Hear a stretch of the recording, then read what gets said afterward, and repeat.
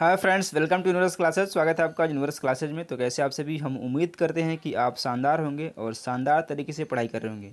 चलिए, स्वागत है आपका आज के इस वीडियो में, जो कि है टीजीटी पीजीटी के लिए भूगोल की प्रैक्टिस सेट। रोज़ प्रैक्टिस सेट हो रहा है सुबह 10 बजे, तो आप ज़रूर विजिट करें और इन्जॉय करें इस प्रैक्टिस सेट को। और कमेंट बॉक्स में कमेंट करके बताएं कि आपने कितना सही किया और कितना आप गलत कर पा रहे हैं। जितना आप सही करेंगे मैक्सिमम, उतना आपके लिए बेनिफिशियल होगा। आप ज़्यादा से ज़्यादा क्वेश्चन बनाइए, जिससे कि आपको एग्ज़ाम में आसानी हो।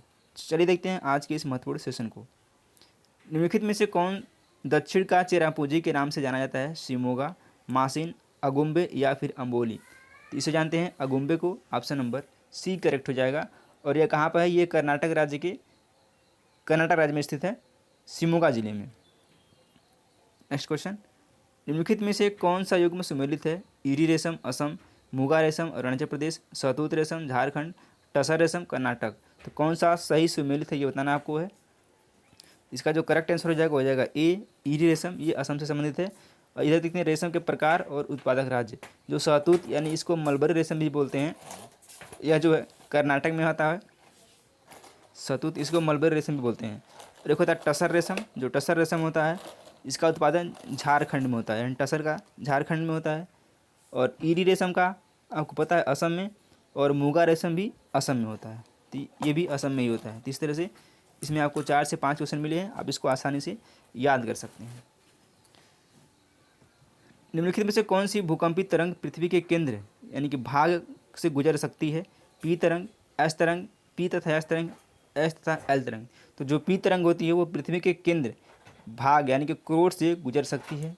ए ऑप्शन इसका बिल्कुल करेक्ट हो जाएगा।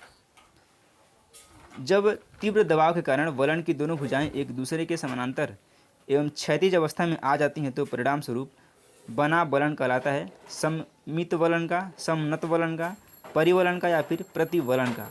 क्या इसे कहते हैं? परिवलन। सी ऑप्शन इसका बिल्कुल करेक्ट है। अगला प्रश्न लेते हैं।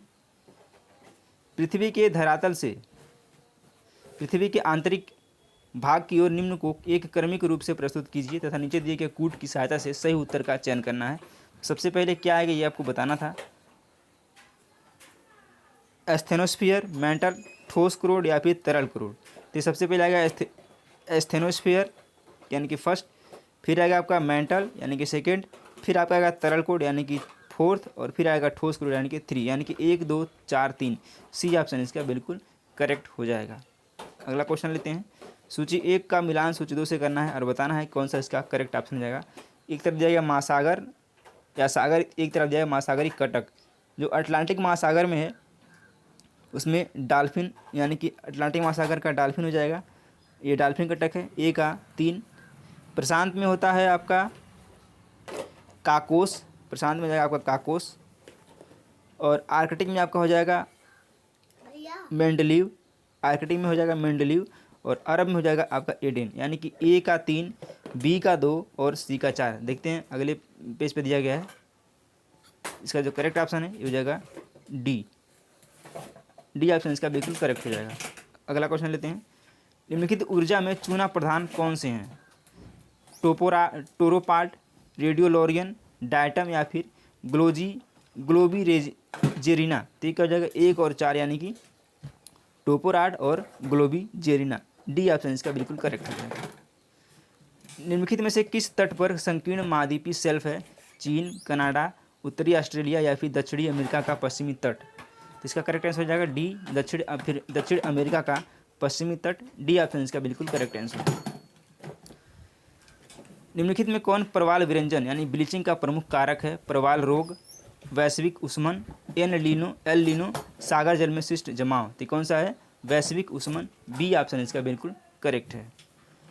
निम्नलिखित में से किस जलवायु का उद्भव ग्रही वायुदाब पेटियों एवं हवाओं के मौसमी स्थान परिवर्तन के कारण होता है? भूमध्य रेखीय जलवायु, मरुस्थलीय जलवायु, पश्चिमी यूरोपीय जलवायु या फिर भूमध्य सागरीय जलवायु। तो इसका करेक्ट ऑप्शन है डी, भूमध्य सागरीय जलवायु। अगला क्वेश्चन, निम्नलिखित में से किसे तड़ित मेघ कहते हैं? पछाब कपासी मेघ, पछाब स्तरी मेघ, कपासी वर्षा मेघ या फिर स्तरी कपासी मेघ। इसको बोलते हैं कपासी वर्षा मेघ को। सी ऑप्शन इसका बिल्कुल सही है। अगला प्रश्न लेते हैं।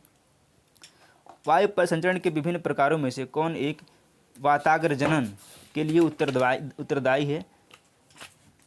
घूर्णन परिसंचरण, स्थानांतरित परिसंचरण, विरूपणी परिसंचरण या फिर अभिसारी परिसंचरण? तो ये कौन सा है? ये हो जाएगा आपका विरूपणी परिसंचरण। सी ऑप्शन बिल्कुल सही है।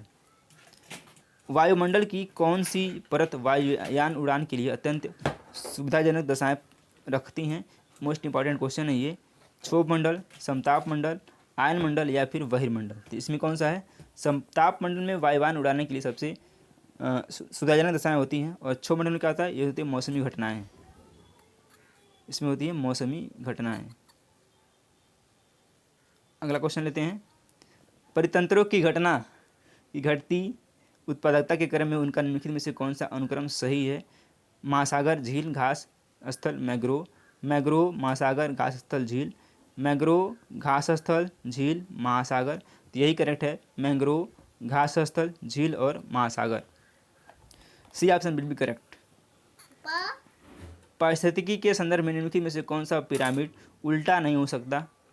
उल्टा नहीं हो सकता है? संख्या पिरामिड, जैव भार पिरामिड, ऊर्जा पिरामिड, इनमें से कोई नहीं। तो ये भी उल्टा हो सकता है, ये भी उल्टा हो सकता है, लेकिन जो ऊर्जा का पिरामिड होता है ये उल्टा नहीं हो सकता है, यानी कि सी ऑप्शन इसका बिल्कुल करेक्ट है। निम्नलिखित में से कौन सा सौर ऊर्जा को रासायनिक ऊर्जा में परिवर्तित करता है? उत्पादक, प्राथमिक उपभोक्ता, द्वितीयक उपभोक्ता या फिर तृतीयक उपभोक्ता? तो ये करता है उत्पादक। ए ऑप्शन बिल्कुल सही है। पृथ्वी की आयु लगभग कितने वर्ष है? ये फैक्चुअल क्वेश्चन है। 4.5 बिलियन वर्ष, 4.6 बिलियन वर्ष या फिर 4.7 बिलियन वर्ष या फिर 4.8 बिलियन वर्ष? तो जो पृथ्वी की आयु है लगभग ये 4.6 बिलियन वर्ष है। बी ऑप्शन इसका बिल्कुल सही है। दो वसंत ऋतु यानी कि वर्नल इक्विनेक्स के बीच कितने दिनों का अंतराल होता है? 359 दिनों का, 182 दिनों का, 363 दिनों का या फिर 365 दिनों का? तो जो अंतराल होता है वो होता है 365 दिनों का। D option will be correct answer. पृथ्वी को कितने समय क्षेत्र में बांटा गया है? 20 समय क्षेत्र, 12 समय क्षेत्र, 16 समय क्षेत्र या फिर 24 समय क्षेत्र? तो पृथ्वी को 24 टाइम जोन में बांटा गया है। डी ऑप्शन इसका करेक्ट आंसर हो जाएगा। तीव्र ढाल को मानचित्र में प्रदर्शित किया जा सकता है समोच्च रेखाओं की निकटता से, समोच्च रेखाओं की दूरी से, समोच्च रेखाओं के कटान से या फिर उपयुक्त में से कोई नहीं। तो तीव्र ढाल को मानचित्र पर जब आप प्रदर्शित कर सकते हैं समोच्च रेखाओं की निकटता से। ए ऑप्शन बिल्कुल सही है। जब जहाज अंतर्राष्ट्रीय तिथि रेखा को पश्चिम से पूर्व पार करती है तो उसकी तिथि एक दिन बढ़ जाती है, एक दिन घट जाती है, आधा दिन बढ़ जाती है या फिर आधा दिन घट जाती है? तो जब जहाज अंतर्राष्ट्रीय तिथि रेखा को पश्चिम से पूर्व पार करती है तो उसकी जो तिथि होती है एक दिन क्या होती है? घट जाती है। बी ऑप्शन इसका बिल्कुल करेक्ट आंसर है। Last question. निम्नलिखित ग्रहों में से किस पर सबसे छोटा दिन होता है? पृथ्वी, मंगल, बुध या फिर शुक्र? तो सबसे छोटा दिन होता है पृथ्वी पर। ए ऑप्शन बिल्कुल करेक्ट है। तो उम्मीद करते हैं कि आपको सेशन पसंद आएगा। सेशन पसंद आए तो वीडियो को लाइक करें और चैनल को सब्सक्राइब जरूर करें। धन्यवाद।